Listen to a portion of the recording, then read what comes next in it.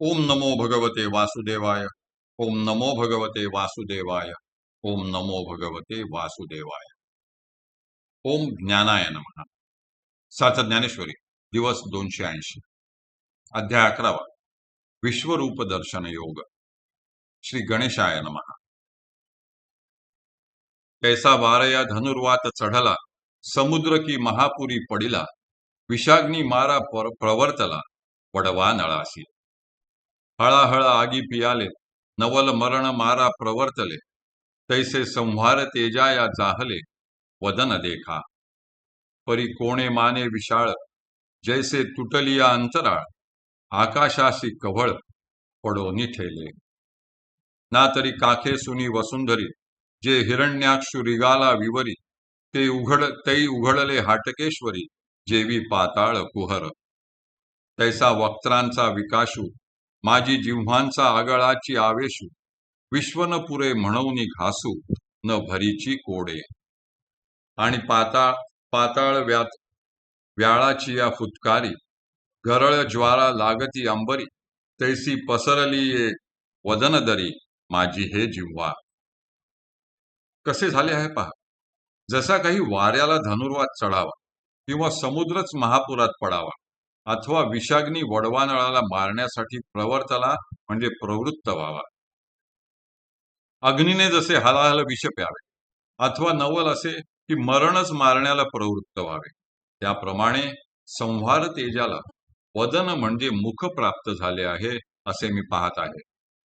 परंतु ती मुखे कोणी माने म्हणजे कोणा एवढी विशाळ आहेत म्हणावे, तर अंतराळ तुटल्यामुळे आकाशाला जसे कव्हळ म्हणजे खिंडार पडून ठेले म्हणजे राहावे, ना तरी म्हणजे नाही तर ज्याप्रमाणे हिरण्याक्ष वसुंधरेला म्हणजे पृथ्वीला काखेत सुनी म्हणजे धरून विवरामध्ये रिगे म्हणजे शिरला, तै म्हणजे त्यावेळी हाटकेश्वराने म्हणजे सप्त पाताळातील महादेवाच्या अवताराने जेवी म्हणजे जसे पाताळ रूपी कुहर म्हणजे गुहेचे द्वार उघडले, त्याप्रमाणे आपल्या वक्त्रांचा म्हणजे मुखांचा विकाशू म्हणजे विस्तार झाला आहे.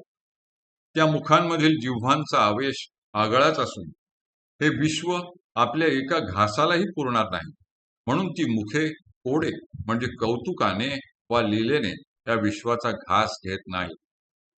आणि ज्याप्रमाणे पाताळातील व्याळांची म्हणजे नागांच्या फुत्काराने त्यांच्या गरळाच्या म्हणजे विषाच्या ज्वाळा अंबरी म्हणजे आकाशापर्यंत पोहोचाव्या, त्या ज्वाळांप्रमाणे त्या वदनांच्या वा मुखांच्या दरी माझी म्हणजे दरीमध्ये त्या जिव्हा पसरल्या आहेत. काढूनी प्रळय विजूंची झुंबाडे, जैसे पन्नासिले गगनाचे हुडे, तैसे आवाळू वावरी आकडे धगधगीत दाढांचे. आणि ललाट पटाची एक खोळे, कैसे भयाचे भेडविताती डोळे, होका जे महामृत्यूचे उमाळे, कडवसा राहिले. ऐसे वाऊनी भयाचे भोज, एथ काय निपजवू पाहतोसी काज, ते नेणो परी मज मरण भय आले. देवा विश्वरूप पहावयाचे डोहळे, केले तिये पावलो प्रतिफळे, बापा देखिलासी आता डोळे, निवावे तैसे निवाले. अहो देहो पार्थिव कीर जाय, ययाची काकुळती कवणा आहे, परी आता चैतन्य माझे विपाये, वाचे की न वाचे. प्रलयकालच्या विजांची जुंबाडे म्हणजे घोळके काढून जसे गगनाचे हुडे म्हणजे बुरुज पन्नासिले म्हणजे सजवावे, त्याप्रमाणे आवाळू वावरी म्हणजे ओठांच्या बाहेर दाढांचे धगधगीत आकडे वा टोके दिसत आहेत. आणि ललाटरूप पटाच्या म्हणजे वस्त्राच्या खोळीमध्ये वा खळग्यांमध्ये असलेले डोळे जणू काही भयालाच भेडसावीत आहेत. मला वाटते की ते डोळे नसून महामृत्यूचे उमाळे व लोटच असून ते भुवयांच्या कडवसा म्हणजे अंधारात दडून राहिल्यासारखे दिसत आहेत.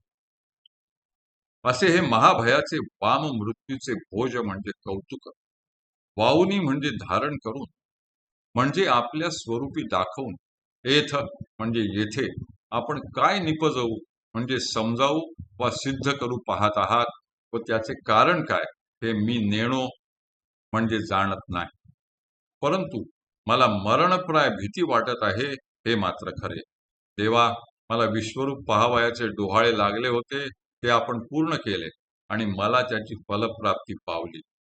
बापा, तुमचे विश्वरूप पाहून डोळ्यांची जशी शांती व्हावयाला हवी होती, तशी आता झाली आहे. अहो, हा पार्थिव म्हणजे मातीचा बनलेला भौतिक देह कीर जाये म्हणजे खात्रीने व खरोखर नाश पावणार आहे. ययाची म्हणजे या सत्याची, काकुळती म्हणजे काळजी व परवा, कवणा म्हणजे कोणाला आहे. परंतु आता तर आपल्या विश्वरूप दर्शनाच्या विपाये म्हणजे विपत्तीमुळे माझे चैतन्य देखील वाचेल की नाही, अशी मला भीती वाटत आहे. एरवी भयास्तव अंग कापे, नावेक आगळे तरी मन तापे, अथवा बुद्धीही वासिपे, अभिमानू विसरिजे.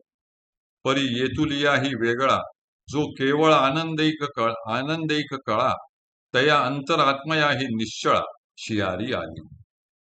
एरवी भयास्तव सर्वांग कापायला लागते आणि नावेक म्हणजे क्षणभरच्या त्या भयाच्या आगळेपणामुळे मनालाही ताप होतो.